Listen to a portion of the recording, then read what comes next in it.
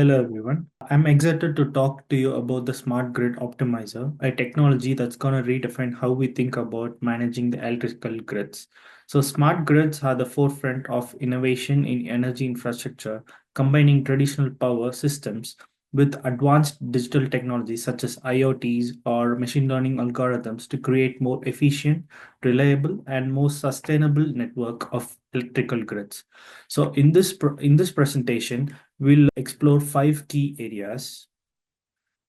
So in this presentation, we'll explore five key areas, which are like introduction and project overview. We'll start with a high level understanding of what smart grids are and why are they crucial for modern energy systems. And the second one will be research goals, where we'll outline what we aim to achieve through our exploration through smart grids, including how they addressed global energy challenges. The third one will be data collection methods, where we'll briefly discuss about how the data was gathered to evaluate the functionality and benefits of the smart grids. The fourth one will be the interesting findings, where the this section highlights some of the most significant discoveries and insights about the smart grids impact and its potential towards the electrical grids. And the fifth one will be the key takeaways, where we'll finally summarize the main points and how smart grids are shaping the future of energy. So let's start with what is sustainable energy and sustainable energy management. So we are all aware of like sustainable energy, but we may not be aware of sustainable energy management.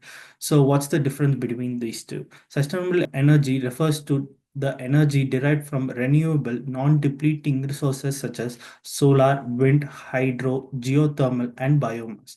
So how is this different from sustainable energy management, where this involves the planning, monitoring, and optimization of energy production, distribution, and consumption of maximum efficiency while minimizing the environmental harm. So, this approach ensures energy systems are reliable, cost effective, and environmentally sustainable. And what is a smart grid then? So, a smart grid is an advanced electrical grid system that uses digital technologies and communicational networks to enhance the efficiency, reliability, and then sustainability of energy generation, distribution, and then consumption. So, what is it about? So, it is an intelligent automated system that can monitor, analyze, and then manage how the flow of electricity from both traditional and renewable sources to meet current and future demands. So in a smart grid, in smart grid, traditional electrical infrastructure is augmented with sensors, meters, communication devices, and softwares such as machine learning algorithms that allow real-time data collection, analysis, and then decision making. So what would be the key components of a smart grid? So there would be like five to six components, which would include smart meters, advanced sensors and controls, renewable energy integration, energy storage, and demand response. So demand response is the one of the most important key components of a smart grid, where the system can adjust or curtail the electricity consumption in real time based on the grid's condition, demand forecast, and supply availability. So let's take a closer look at why the smart grids are so relevant today. To start off with the rising energy demands. So, with the increase in global energy, urbanization, and technology are driving energy consumption to unprecedented level. So, smart grids tackle this real-time monitoring and load balancing. So, next would be renewable integration. As we transition to a more clear energy sources such as like renewable energy such as solar, wind, smart grids would be immensely helpful to manage this variability and optimize its usages. So the third one will be climate change mitigation. So smart grids lower the carbon footprints by optimizing the energy usage. For grid reliability, so what is this about? Like self-healing technology and then predictive maintenance make smart grids incredibly resilient. So finally, consumer empowerment is a standout feature here because consumers can monitor their energy usage in real times through apps and benefits their time-based pricing and even sell excess solar back to the grid. So these are the most relevant smart grid things which are going nowadays. So then what is the difference between conventional and then smart grids? So traditional grids rely on outdated infrastructure and manual process, depend on primarily fossil fuels with limited flexibility. So it lacks the ability to optimize the energy flow in real time.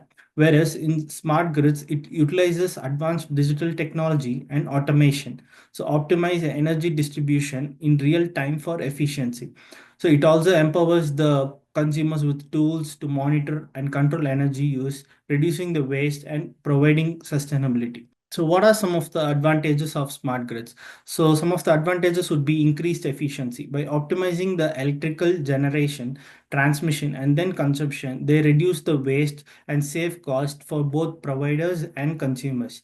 And what does it how is it helpful for enhanced reliability? They quickly adapt to changes in demand and supply, minimizing outages, and then improve the grid stability. The future proof is like it's designed to grow and then adapt new technologies as it emerges as quick as possible.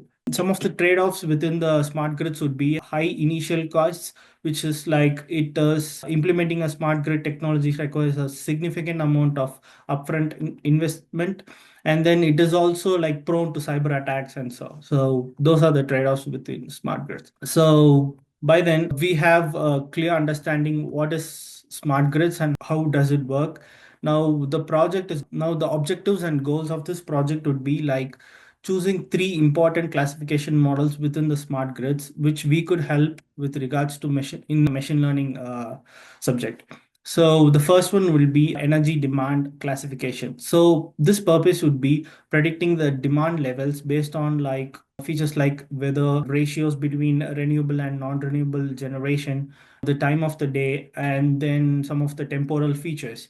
So how is this energy being classified? So it is classified into high, medium, and low. So by predicting the demand at different times, say peak or off peak, this helps to optimize the energy dispatch from renewable and then non-renewable resources, which is immensely helpful for load balancing. So the second one will be sufficiency classification. So how is sufficiency classification comes into play? So classifying whether the energy supply from the generation meets the demand at the real time, that is a sufficiency threshold, is one of the most important things which smart grid is about. So the sufficiency classification informs the grid operator if they need to import more energy, ramp up their generation, or manage the demand more effectively without blackouts or overgeneration. So that's the use of sufficiency classification. And grid imbalance classification would be like classifying whether the grid is surplus, deficient, or balanced state with regards to the ratio of energy to demand, the total interchange, and some of the variables like that. So helping in balancing generation with demand ensures the grid stability, which is the most important role for any smart grid out there. So it also plays a role in renewable energy integration, as fluctuations in renewable generations need to be balanced with the grid's demand. So let's get on to the data collection tab. So I've we started like doing this project using the EIA API, where we collected the energy data. Particularly, we filtered out the Public Service Company of Colorado's data, which is like relevant to the Xcel Energy of Colorado. And then we also collected the weather data of 10 cities out in Colorado and then averaged together. And then with regards to the key variables such as temperature, humidity, and wind speed, by those means the weather variables were also collected.